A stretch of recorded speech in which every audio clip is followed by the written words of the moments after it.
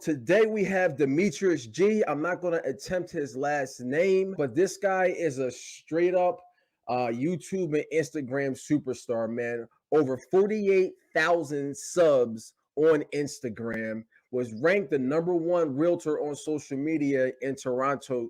That's in Canada, for those of you who don't know. Him and his, I don't want to overstep my bounds, wife or girlfriend? Ooh, I, I, wife. I don't want to Let's get go you in with trouble, wife. man. I like that. Let's go with wife. Okay. Him and his wife have a channel together where they have 350,000 subs. And he has a channel just by himself about real estate that has close to 4,000 subscribers. So any of you guys who are on social media knows that these are numbers that you just don't do on accident, man. Let's thank Demetrius for joining us, man. Thanks for joining us. Yeah, man, super pumped. That was a good introduction. I mean, it's crazy when I like actually look back at like, how those outlets and channels have grown over the years. But yeah, frick, it's crazy to look back like, damn, this subscribers on YouTube with me and my girlfriend wife's channel, it's grown pretty quick. Awesome, man. But we're going to jump right into it, man. The reason I wanted to have you on this show, man, because my Instagram stinks. That's probably of all the platforms that I have, that's probably the hardest one for me personally as far as to get traction, man. So I guess for what's your advice for newcomers on Instagram, man? How can they kind of see the type of numbers that you're seeing? Yeah, so I mean, my advice, honestly, is to not really focus on the following and the numbers because that's not where you're going to get your deals from. Okay. You know, even if you look at my following, yeah, okay, I got 48, 49,000 followers, whatever. I really dive into the analytics and I look at where are those followers, and I've got followers coming from my YouTube channel, my girl. I got followers coming in from a reality TV show that I was on years ago. I've got followers coming in from people in my local marketplace who want to learn about real estate. So they're kind of spread all around. And when I look at it, I actually only have about 4 or 5 thousand people in my local marketplace. And I would even venture to say that about 25% of them are realtors, which is obviously a pretty tough sell when you're trying to sell real estate. But with those numbers, like even with 4,000 people, I've been able to turn that into, like, I hit icon status here with my brokerages here, over 500,000 GCI. You do not need large numbers to make a really big impact in your business. So I tell people, don't focus on the numbers, focus more on the connections that you can build off of this, because it shouldn't be a popularity contest. Okay. Mm. The people who are putting out this type of content try to, attract all these people and make as much noise as possible. You can do that all you want, but if you're not connecting with your audience and really like diving into the relationships that you can build over Instagram, you're not going to see the return in business. Awesome. Now, when you say connect, the first thing that jumps in my mind is okay, everybody that kind of DMs me, I have to start a relationship with them via DM. I guess what are you picturing in your mind when you say to connect with your audience? Yeah. Yeah. So, like, exactly that. Like, I just try to connect with people on a human level in my DMs. So, a lot of times these conversations don't necessarily start off with real estate. Ideally they will, because, if somebody obviously reaches out and says, hey, I'm looking to buy a house, well, great. That's a layup. But, Right. I'll even go as far as, in my stories or watching other people's stories. Like, I wake up in the morning and the first thing I do is I start going through my story feed, watching who I'm following and what they're doing. So I don't go through my static feed almost never, because there's no money in that for me. But if I go through the stories and watch what people are doing, and maybe it's someone that I know, maybe it's someone that I randomly followed out of a coffee shop that I kind of want to, like, in my local area that I'm trying to like poach some clients out of, I'll follow up with and see what they're doing. Oh, they're walking their dog at this park that I was at yesterday. I'll be like, oh my God, I was at that park yesterday. Hang a left at, 123 Main Street, and there's a great coffee shop there. Dan will hook you up with the best latte you've ever had. And they're like, oh my God, I already know. I was there yesterday, or whatever the case may be. But this is your opportunity to kind of almost create like Instagram friends, because even like the old adages, if you follow Brian Buffini or some of those styles, it's like, okay, you need to connect with your sphere of influence and you need to call Mhm. them, you need to have coffee dates with them. Well, people don't have time for that these days. And a lot of people, maybe it's like an old person from high school that you used to have a relationship with, to call them up and meet them for coffee. It's just awkward and it's weird. Right. But DMs over Instagram is a very comfortable distance for most people. So you can actually connect quite deep with people over this platform. And then, obviously, if you're posting real estate related content and you're giving value every single day, you're going to stay top of mind. And when the conversation does turn real estate, or they have a friend looking to buy or sell, or they're looking to buy or sell, who's the first person that comes to mind? The person that they've already been communicating with on a friend level, on a normal level over Instagram. And from there, you built that relationship and it will turn into business. Now, when you say that, what comes to my mind is not a lot of people will necessarily DM me, but I will get new followers. So I want to say it like this, are you reaching out to all of the followers or do they have to kind of make the contact first? So, I mean, for me, like I've got quite a few followers coming in every day, and again, from Mhm. various sources. I don't really keep a huge tab on who's coming in, but if you have a smaller page and you can manage it, 100%. You look at who's coming in, go on their profile, screen them. Are they in your local marketplace? A lot of people put, Toronto or Philly or wherever they're from in their bio. They might even put their job or what they do. And if this is someone that you potentially want to work with or could work with, at the very least, hit them a follow back. Like, why not? And then I typically won't like reach out immediately or nothing, but I would follow them. And then again, I go through my story feed and Mhm. I won't force the conversation, but if you watch your story feed enough, you will at some point come across something that you have an input on, right?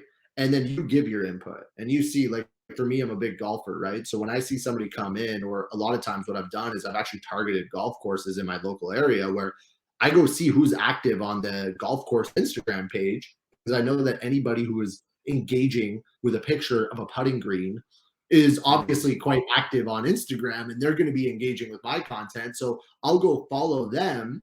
And then I know they're going to post a story of them golfing at this golf course. And then I can throw in my input. Hey, oh my God, hole 16 is so tough. Like I made a bogey there last week. And then what are they going to say? They're either going to ignore you, which is fine.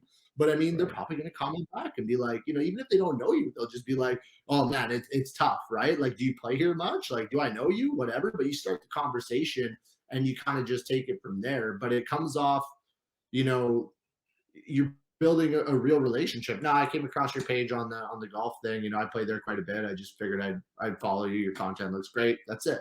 Most people aren't going to get too threatened by that. Wow. And when you said it, a light bulb just went off in my head because you're right. If you're doing stories, you can kind of go from person to person to person to person and leave a comment and connect with them. Because what I was thinking before this conversation was if you go into each person's profile, then you got to go to the message, and it's very laborious as far as to do that. But going through the stories, you can kind of manage to kind of go through them and hit this person, hit that person, hit that person, hit that person, and it's very quick. I never thought about that. That's crazy. Man, and that's the thing, right? Like people look at, door knocking, cold calling, all these traditional ways of lead generating, and your Instagram page is the exact same. It doesn't change.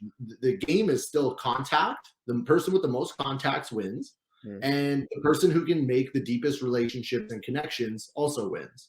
The only difference is I don't got to go outside, drive anywhere, go in the blistering cold or the snow or the this or that and knock on doors and whatever, potentially interrupt people in their day. Some people don't like Mm. it, COVID, whatever. I can get like 20 or 30 conversations going in my cell phone before I even get out of bed. Wow, you just blew my mind.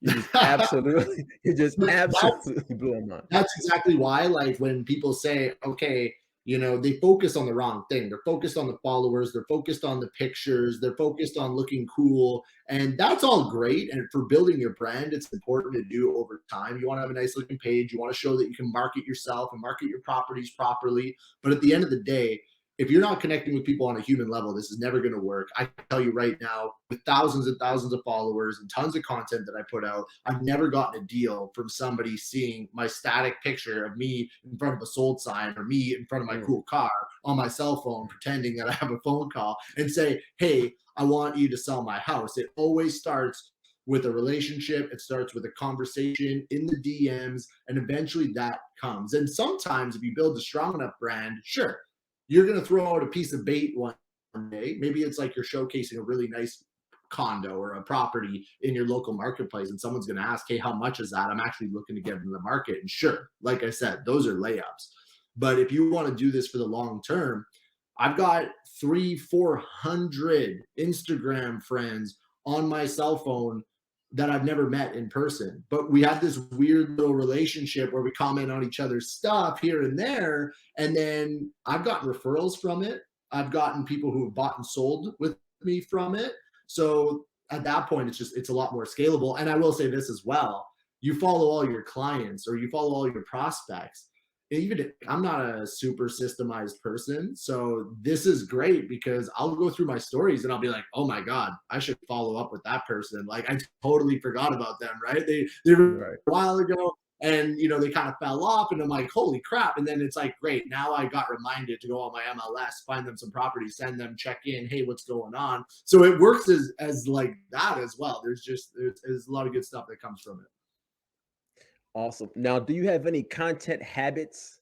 Like, for example, myself, even though I don't do good in Instagram, my TikTok is a lot better. So when I get up every day, Monday through Friday, I try to do something I'm looking up here because I have it on my board. I try to do an educational TikTok, entertainment TikTok, and like a home showing TikTok. Do you have any habits that you like, daily habits with Instagram? I've turned my Instagram and especially my Instagram story into almost like a mini vlog of my life, right? So I have now trained myself to document pretty much my day to day every single day. So if I'm getting up, I'm going to the gym, I'm documenting that. And then I'm going on showings. And then, okay, here's a little tidbit of information. I'm documenting that. And I've just gotten so used to looking for content on the fly. So that way I can keep it constantly going. And the other thing that this does too is like, for me, it's also taking people along for the ride. And I think that this is really important when building your brand, building trust with people over time, over your Instagram and your stories, is that they're seeing this journey unfold in front of you. Where when I moved to Toronto, I didn't know anybody here. I was struggling to get a deal a month, right? Where they can say like, oh man, I remember when he was getting like maybe a deal every couple months, whatever. He was pumped when he sold a small condo. Now here I am. I've watched the evolution of this guy over the last 2 years, and they've watched me go from like the apartment I lived in to buying a new car, to moving into a bigger apartment, to buying another car, to buying a house, to all these different life milestones, to just crushing deals every single month. And they're like, now I was with this guy when he was down here, and now Right. I'm ready to buy and sell, and I want to be a part of this guy's story, right? So you want to build that type of connection with people. So that's kind of how I think about it, and that's like my daily habit is to just post everything all day. I don't have a content calendar. I don't have that. And again, like I said, even the static stuff, I should spend more time on the reels and the TikToks and the this and the that. But for me, my bread and butter has just been communicating with people over DMs, and I get most of those DMs going over stories, whether I respond to their story or they respond to mine. But the nice thing again about stories too is that I can do this every day. The quality expectation for a story is almost zero, right? Like you can throw up a piece of garbage. It doesn't have to be edited. It doesn't have to look great. It's a story. It disappears in 24 hours. So I can do this every single day. Where if I try to put out a nice edited piece of content every single day, like I'm busy. I gotta batch that. I gotta systemize that. I'm gonna do that. Or this I can just kind of do on the go, and now I've gotten good at it. So that's kind of my bread and butter. And I think doing a mixture of both is ideal. I wouldn't want to see somebody just do stories and not post anything on their static. But again, I've seen agents do that and still be extremely successful with it. So Gotcha. Now to change subjects really fast, your YouTube channel.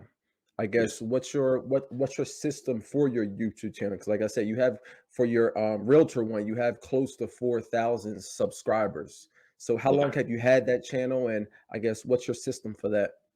That channel is crazy because I've only got about 10 videos on there. And Wow. I'm trying to get more content on there. It's like I said, with YouTube, there's a little bit of a higher expectation for quality. So what I would suggest to anybody who's looking to get into YouTube, I would look into batching that type of content, coming out with ideas. Okay, I got 4 ideas for a video. I'm going to sit down and bang all 4 in one day, edit them. So then that way you're not, trying to be like, oh my God, it's Tuesday. I post on Tuesdays and then you scramble and whatever. But for me, and I'm kind of my YouTube channel for my real estate's evolving already where I'm putting out like really good educational content and I've had success with people reaching out from there. And I think it's really important to dive into specific call to action that will actually turn your videos into business. But that's something that, you kind of have to have a little bit of a lengthier conversation on and something that we talk a lot about in our group. But, for me now, I'm also realizing that my personal brand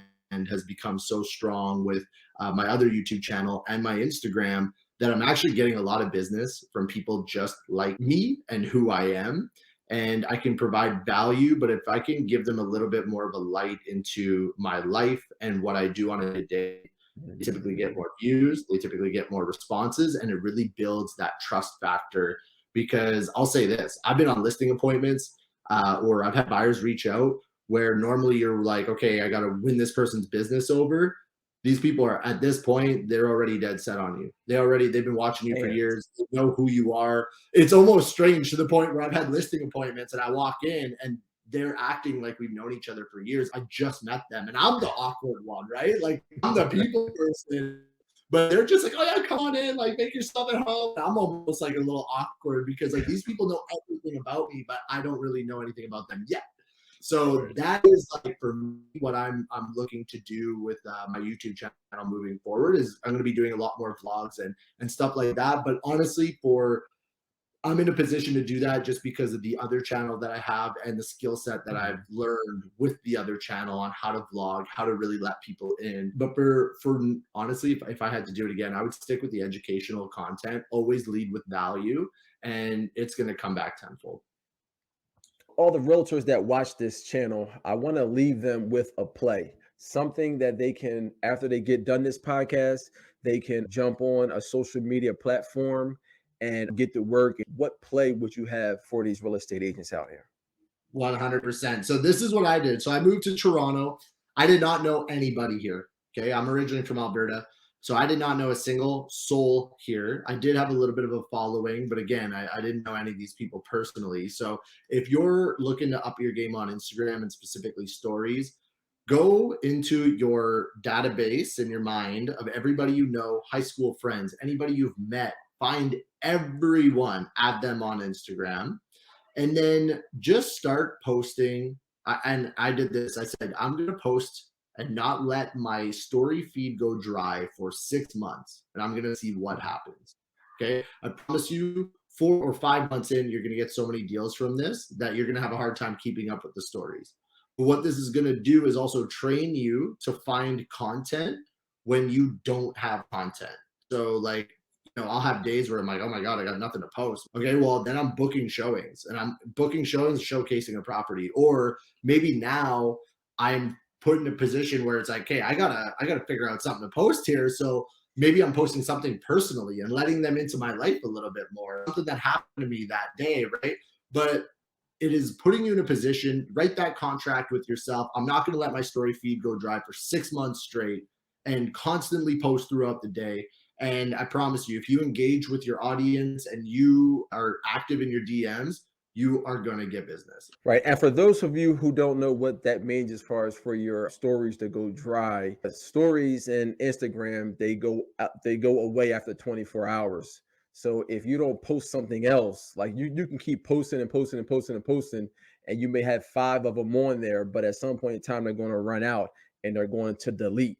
So Yeah. what he's saying is that you don't want it just to go dry where you don't have any stories. So, but correct me if I'm wrong, that when you do have stories and somebody else goes into their Instagram, they'll keep seeing your face up top in the story catalog or the stories diagram, So, correct? and here's a little hack for that too. If you like, let's say you have 10 slides throughout the day, and this is why I like to post constantly throughout the day.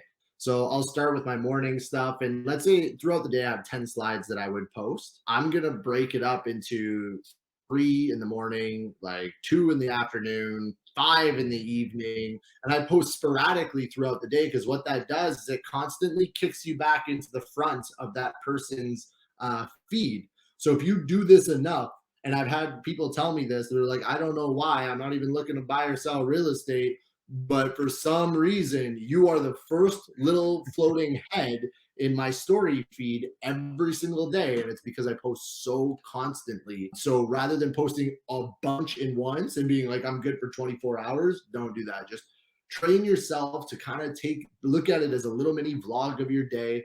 And I mean, don't post every little thing like you're going to go have breakfast. If your breakfast looks great, then post it. But I mean, like, don't post everything all the time. But I mean, like, you'll see, okay, I got showings in the morning. Boom. I'm in this neighborhood showing 4 houses. You take them through, you see a little quirky thing in the house, or maybe it's a really luxurious thing, showcase it. Boom. Next thing, lunch.